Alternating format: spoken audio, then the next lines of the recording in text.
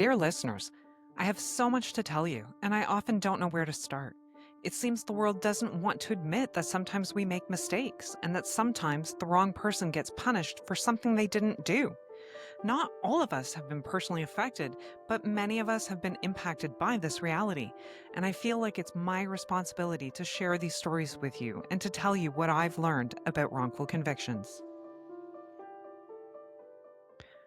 Welcome back to Wrongfully Yours. I'm honored to be joined today by Leslie Vass. Leslie is a lifelong advocate for justice, and he's one of the earliest exonerees to challenge a wrongful conviction in the U.S. At just 17 years old, Leslie was wrongfully convicted of armed robbery in Baltimore and sentenced to 20 years in prison, an outcome that was rooted in mistaken eyewitness identification and systemic failure. After nearly a decade behind bars, he educated himself in law, uncovered critical evidence, and ultimately secured his own release, leading to his conviction being formally vacated by the court.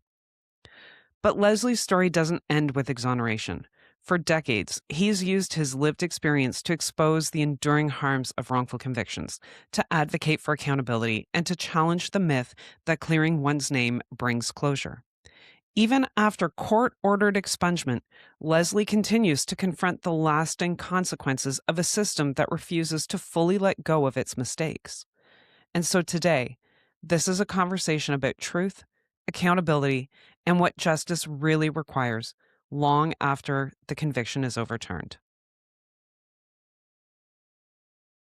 So, welcome, Leslie. I'm so honored to have you join us because I think you have such an important story to share with our listeners. And I think that your message is very important because it shares a part of wrongful convictions that a lot of people aren't aware of necessarily. And, I'm really hoping that we can shed some light on that. So maybe we can start off with you just telling us what brought you into this crazy world of wrongful convictions.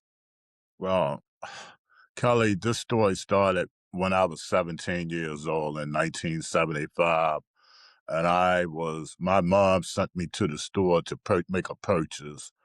And when I went to the store, it was a neighborhood store that I had been a patron of for maybe 10 years or so when I was a little kid. When I went in, I made the purchase. Had left out, and when I left out of the store, I was approached by Baltimore City police officer, who placed me under arrest and said that I had robbed the pharmacy that I had just came out of. I was dumbfounded. No kidding. So Yeah, out of nowhere, these officers show up. just You one officer. No, he was inside he was inside the Oh, store, but but the the victim I found out, suppose he said that I looked like the person who robbed him 4 months prior to this. Right. oh. And the officer came out the store and arrested me as I was standing on the corner waiting to cross the street towards my home. Right. Wow. So Yeah. you're just going to the store like any other day. Nothing is Normal out of the day. ordinary. Nothing. Nothing. You Wow. know, that after my arrest, I was released into the custody of my moms because I was 17, a juvenile with no prior criminal record. Okay. Everything that was done, she signed for and everything. They released me into her custody and told me that I was not allowed to go back to the store or to communicate with any of the employees that worked at the store I imagine because you had no interest in going back to the store at this point, I really wasn't. right? They didn't have to say that to me. And Huh? and so do you or your Yeah, mom at this point, like, so you're released, do you have any thought that, like, this is all a mistake and it's gonna get cleared up really quickly? that's all I thought. That's all Sure. I thought. That's all I actually thought. My mom's was a single parent. And she had actually took her hard-earned money and went and paid a private attorney to represent me. God love her. Yeah. In fact, her birthday is tomorrow. There we go. Well, happy birthday. That's what I'm talking about. And Kelly, when I met this attorney that she took me to, it's just, you know how you just feel that this not right. Something's wrong because this man never asked me anything. Oh, The only thing that he said to me was that he wanted to meet with me again and that my mom's is supposed to give me a envelope for him, which meant that he had a check in the envelope, right? yeah, the payment. Yeah, the next time that I met with him, now my arrest happened February the 15th, 1975. I went to trial July the 2nd, 1975. So somewhere, maybe a month before the trial date, I met with him again. And this is when I asked him a question. I said, well, what about the case? They said I robbed the drugstore. I said, I know the workers there. I also know the owner of the store, Doc. He could verify that I didn't rob him, right? And he said, don't worry about it. You let me deal with this because I'm the one that went to school for the law degree. And Okay. that's his whole attitude towards me when I met with him.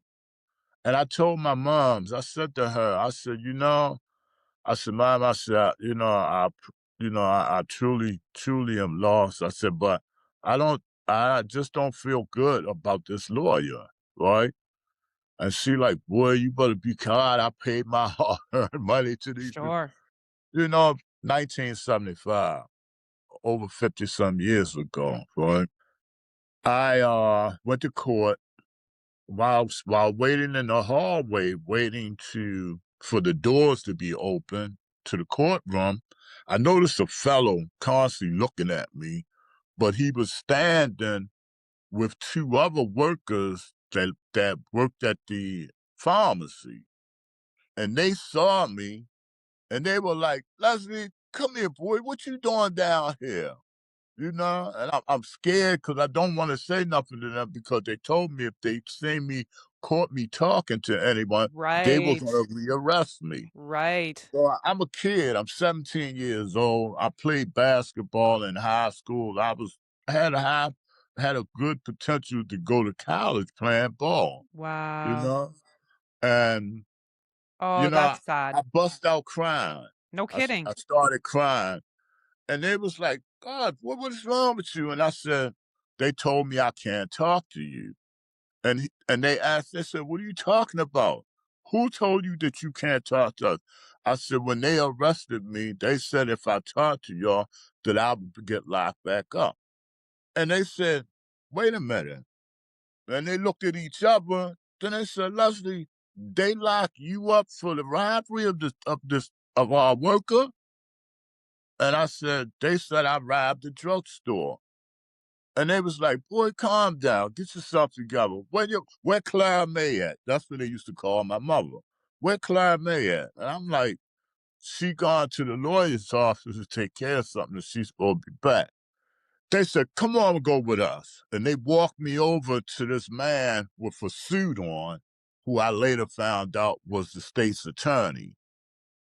And they told him, they said, y'all, this is the kid y'all arrested for robbing our coworker.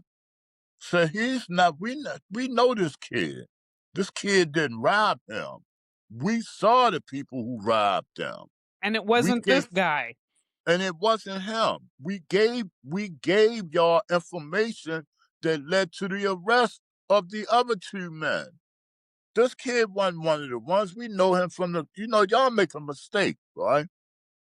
And I'll never forget what this man said to them. He said, oh, really? Okay. Well, we won't need y'all to testify in this case. Oh. Oh, because they're going against the narrative that they had already constructed. Right. But see, I don't know any of this Of because I course don't not. know any I don't know anything about the law. Sure. Of course not. I don't have no idea or none of the facts about the case. I was under the impression all the time that I was charged with robbing the drugstore, which Right. is what they said. Sure. Yeah. When we got into trial, I'm listening as they're talking, and they're saying that this one driver, a part-time delivery driver, was making a delivery in another area 4 months before my arrest, and he was robbed by 3 people. Two Oh, of them were arrested the same night that the robbery happened because those other 2 co-workers drove back out there and they all saw the people who committed the crime get into a yellow Volkswagen with black stripes, and they gave the number to the police department. Now, mind you, have to remember, back then they didn't have cell phones. sure. Yeah, of course. So they had to drive to a gas station and call in to give the police the information. Sure. There was an all points a bulletin put out for the vehicle. When they stopped it, they arrested the people who were in the vehicle. Okay, I don't know all this information, and I'm listening to what this lawyer is telling me to do because my mom's been paid him, and he's telling me to do what I tell you to do. But let's go back. He comes to the courthouse, comes up the steps, and as soon as he comes up the steps, he go to the man that had the suit on, the same one that they carried me to. Right. Now and when he came to me angry. What I tell you, I told you don't talk to anybody. What are you doing talking to anybody about this case? You don't know what you're gonna do. These people know they don't. And I'm looking at them saying, "You mad?" But these people are saying that they know that I'm not the person who robbed Yeah. them. Yeah. Right? You know, uh, I'm 68 now. I know what the deal was then. You understand? I Yeah. recognize what it was. You've had I, lots of I time. I've had a lot of time. When I was found guilty, he told me to tell the judge that I wanted a judge trial. I said, my mother said that I'm supposed to have a trial by jury. He said, well, I'm telling you to tell you want a judge trial, and I'm the one, the lawyer. She told you to listen to what I said. I said, okay. I'm looking for, because I'm wondering where she went at. Oh, I told her that she could go home because this wasn't gonna be a trial or nothing today. But now they changed their mind. And I'm like, Wow. and he said, go sit in the courtroom somewhere and they're gonna have in-court identification. Now, this man that they said was the victim is the same man that was out in the hallway with my coworkers Oh, no.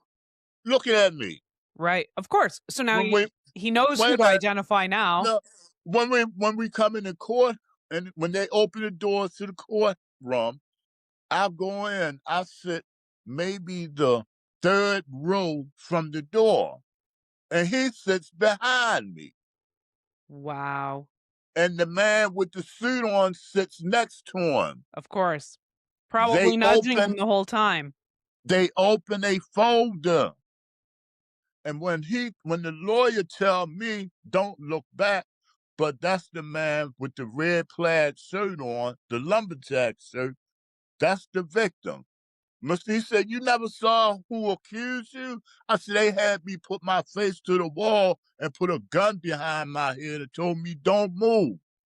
I heard somebody say that looked like him. I said, but I didn't know what was going on, right? So no, I never saw who it was that said that's supposed to pick me out. He said, "Well, that's the fella back there, and he's a part-time delivery driver that worked for the pharmacy on a Saturday." And I said, "Well, usually on the weekends, I'm at my grandfather's house in South Baltimore." I'm telling him where I was at. Sure. And I said, if you had told me, my grandfather could have verified this, right? Yeah. I said, so I said, and another thing, now they're saying that the robbery happened 4 months before this, before my arrest. Yeah. And he said, well, don't worry about it. We get ready to take care of it right now. And I'm like, well, what did we get ready to do now? He said, we're going to have a trial. When they ask you what kind of trial you want, say trial by judge. And I said, something's wrong here.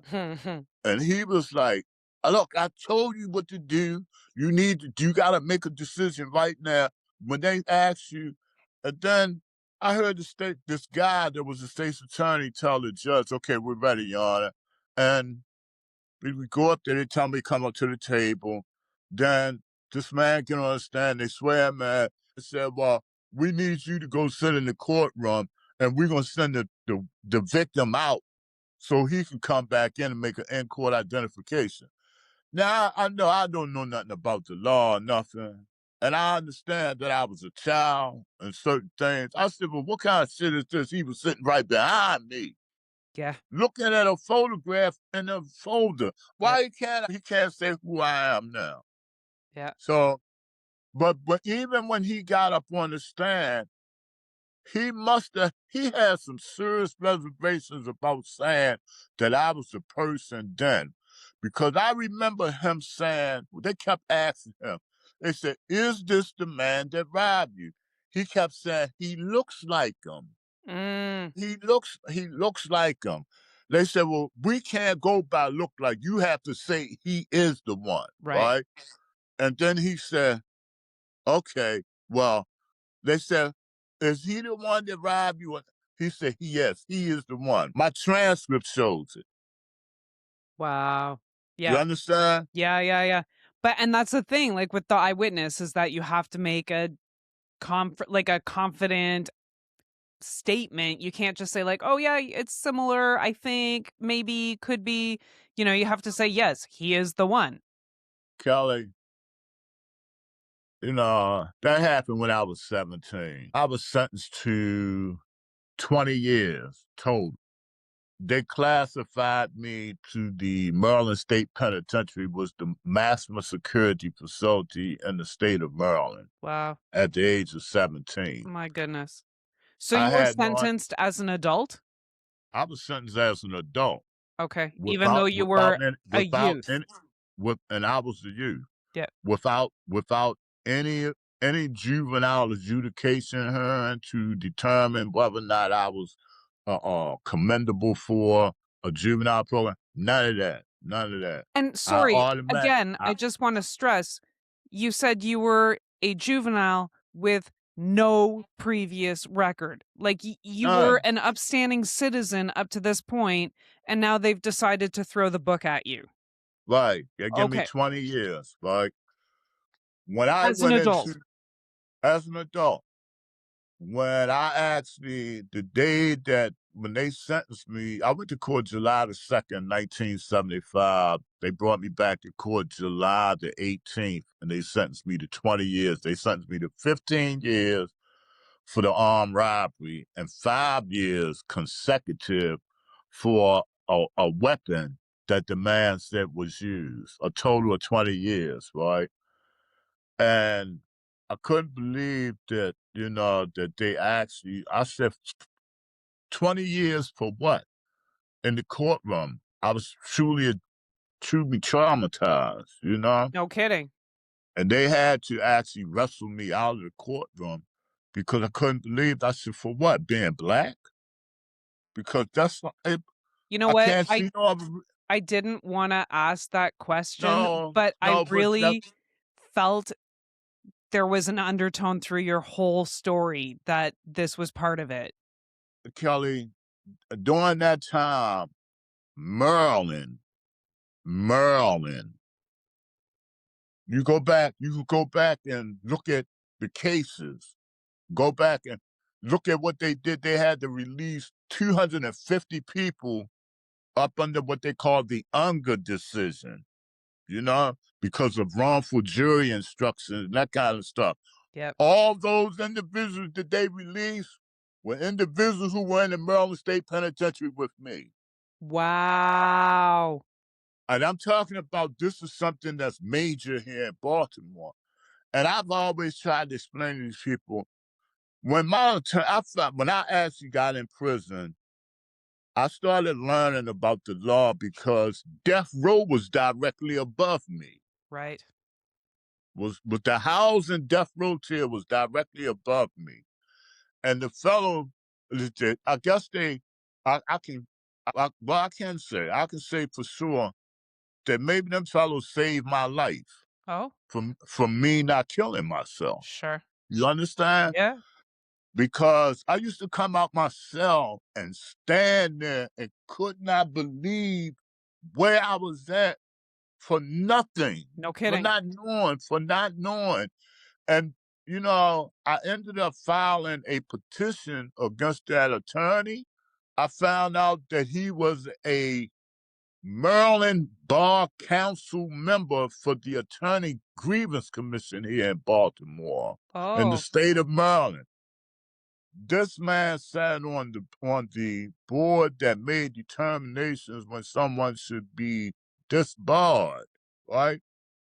And at the time of us going into the hearing, he eased over to me, and while I was handcuffed, when they told me that they would give me a decision, they would render the decision, he eased over to me and he said to me, "Nigga, you're gonna serve that 20-year sentence." wow. I was like, when he said it, I couldn't believe it, and I I realized in my heart that he was, but I did not know from until he said that time, and when he said it, I think I had like maybe 4.5 years in when I filed that against him. Yeah. And I looked at him, I said, "Really? I cannot believe that you would do something like this. What did I ever do to you?" He's again, I'm sorry, I don't mean to keep harping on this, but just so that I'm clear, he spoke those words to a 17-year-old? No, no, no, no, no, Oh, okay, no. okay, okay, I was older then. okay. So I he was spoke maybe those words 21. he I was spoke maybe 21. I was in the penitentiary and I filed a motion that for ineffective assistance of counsel, right, they okay. dismissed it. And Then that I was his response to your petition? Right, and Okay. then when I filed against him with the Attorney Grievance Commission, then he came in there and came over, and it was like they had me shackled and handcuffed and stuff, and he eased over, and I thought he was gonna say something, else, right? And then he said, look, he looked at me and he said, "Nigga, you gonna serve that 20-year sentence. You gonna serve I all also that." just wanna clarify that I do not think it's appropriate to say that to anyone of any age, but I was, like, especially shocked that, he would say that to a 17-year-old, Yeah, although, even if you're 20, 21, right. completely But unbelievable. I'm sorry, like, this is yeah, but disgusting. But you have to remember, you have to look at the era of time, Sure. the mindset of the people who were in charge of the judicial system in the state of Maryland and Baltimore City at that time. And I tell people, I don't want nobody to think that I'm trying to give Baltimore a bad reputation when it concerns how it was. I don't now they just modernized it now. Sure. You Yeah, and understand? also, I don't think you have to worry about giving Baltimore a bad name because it's not the only city with these same problems, right? Like, Right. I mean, Right. and I'm not saying this to minimize your experience or your Right. case, but sadly, these things happen Yeah. everywhere. I mean, Canada is no different. Like, Really? let's not pretend that, we're so much better, or Europe This or Australia or anywhere else in the world, right? right. Okay. So, Right. I notice that we're just about at time for today, and I am totally taken in with your story, and I feel like there's still so much to tell. So, I'm hoping you will come back and continue this conversation with me again next time. Most definitely. I Excellent. definitely will. Great. We'll see you then. Alright. As I'm sure you could hear throughout our conversation today, in many ways, Leslie's story left me flabbergasted, but in far too many ways, it's painfully familiar. It's a case built on eyewitness misidentification, a case where witnesses who could have stopped the prosecution were ignored, a case where a child with no prior record was treated as expendable once a narrative took hold. This is not a story about a single mistake. It's about a system that doubled down. It's about legal representation that failed at the moment it mattered most. And it's about a process where truth became inconvenient once a conviction was reached. Make no mistake, this isn't a story from another era that no longer matters. And it's not an isolated failure. Cases like Leslie's exist because accountability in the justice system is too often optional, and because once someone is labeled guilty, correcting the record becomes secondary. In our next episode, I'll continue this conversation with Leslie, where he'll share how his wrongful conviction was finally uncovered and why release didn't mean freedom. Because as you'll hear, walking out of prison isn't the same as justice. And while today's letter may have piqued your interest, this is only part of the story. There's still so much more to tell. The effects of wrongful convictions are far-reaching. They touch us all. I'll write to you again soon as I continue my conversations with those whose lives have been impacted by a wrongful conviction. But until then, I remain wrongfully yours. And so, if you were moved by this episode, please consider sharing it with others, liking and reviewing us, and following the podcast on your favorite platform so you don't miss what comes next. And as always, thanks for listening to Wrongfully Yours, where we believe that telling these stories is the first step towards preventing the next injustice. And until next time, stay curious, stay hopeful, and keep fighting for justice.